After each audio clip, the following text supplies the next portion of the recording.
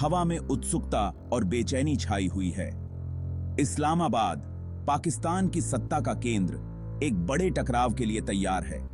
इमरान खान ने एक जलसा बुलाया है, एक ऐसा राजनीतिक प्रदर्शन जो मौजूदा सरकार की नींव हिला देना चाहता है।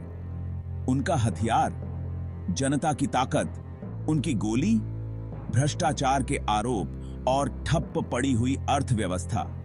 टकराव का मंच तैयार है। सवाल यह है कि इसका नतीजा क्या होगा।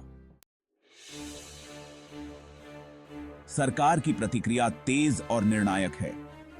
शिपिंग कंटेनर, जो कभी वैश्विक व्यापार के प्रतीक थे, अब इस्लामाबाद के केंद्र में जाने वाले मुख्य रास्तों और प्रवेश मार्गों को अवरुद्ध करते हुए भारी बैरिकेड्स में बदल दिए गए हैं। शहर एक किले की शक्ल ले लेता है, जिस पर घेराबंदी की गई हो। धातु की दीवारें देश को अपनी चपेट में ले रही तनाव की गंभीर याद दिलाती हैं। बड़ी संख्या में सुरक्षा बलों को तैनात किया गया है। उनकी उपस्थिति किसी भी संभावित अशांति के लिए एक स्पष्ट चेतावनी है। शहर भर में चौकियां उग आई हैं, जो आने जाने वालों की जांच कर रही हैं। हवा में हेलीकॉप्टरों की गूंज सुनाई देती है। उनकी परछाई ऊपर से देख रही निगाहों की एक सतत याद दिलाती है। संदेश स्पष्ट है, असंतोष का सामना बलपूर्वक किया जाएगा। लेकिन लोग बेपरवाह हैं।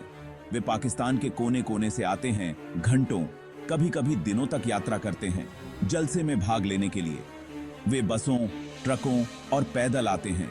उनका दृढ़ संकल्प अन्याय की साझा भावना और बदलाव की चाहत से प्रेरित है। बैरिकेड्स हालांकि दुर्जय हैं, उनकी भावनाओं को कम नहीं कर सकते। अगर कुछ भी हो तो वे उनके संकल्प को मजबूत करने का काम करते हैं। शहर को विचारधाराओं के युद्ध के मैदान में बदल देते हैं। पीटीआई के जलसे के केंद्र में एक गहरा गुस्सा है, जो सरकार के भीतर बड़े पैमाने पर फैले भ्रष्टाचार के रूप में वे देखते हैं। इमरान खान अपने ज्वलंत भाषणों और लगातार आरोपों के साथ जनता के आक्रोश के स्रोत तक पहुंच गए हैं। वह कथित वित्तीय अनियमितताओं, भाई भतीजावाद और पारदर्शिता की कमी की ओर इशारा करते हैं।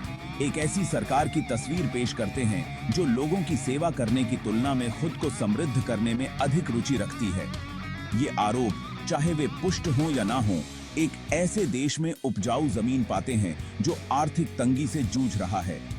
बढ़ती महंगाई, बेरोजगारी और गिरती मुद्रा ने आम पाकिस्तानियों में हताशा की भावना पैदा कर दी है।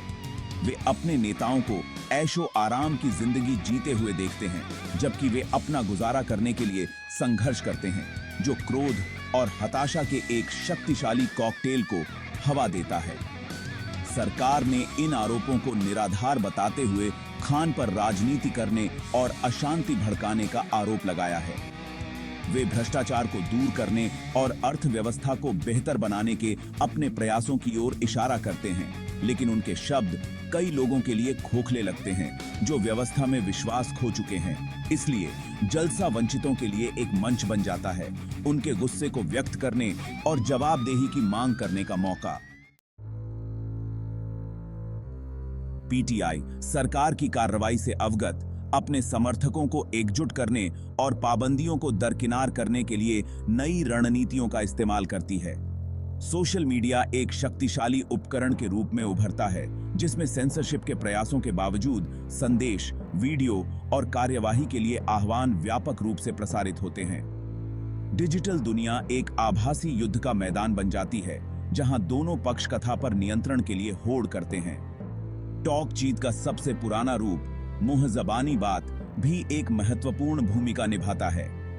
पीटीआई के समर्थन आधार के बीच तक पहुंचने के लिए स्वयं सेवकों, समुदाय के नेताओं और धार्मिक संस्थानों के नेटवर्क के माध्यम से संदेश भेजे जाते हैं, जो पारंपरिक मीडिया आउटलेट्स को दरकिनार करते हैं। आंदोलन एक स्वाभाविक रूप ले लेता है, जो जमीनी स्तर पर सक्रियता और उद्देश्य की साझा भावना से प्रेरित होता है। पीटीआई प्रतीकवाद की शक्ति को भी समझती है। वे अपने समर्थकों को पार्टी के सिग्नेचर हरे और लाल रंग के कपड़े पहनने के लिए प्रोत्साहित करते हैं, जिससे जलसा एकजुटता के समुद्र में बदल जाता है।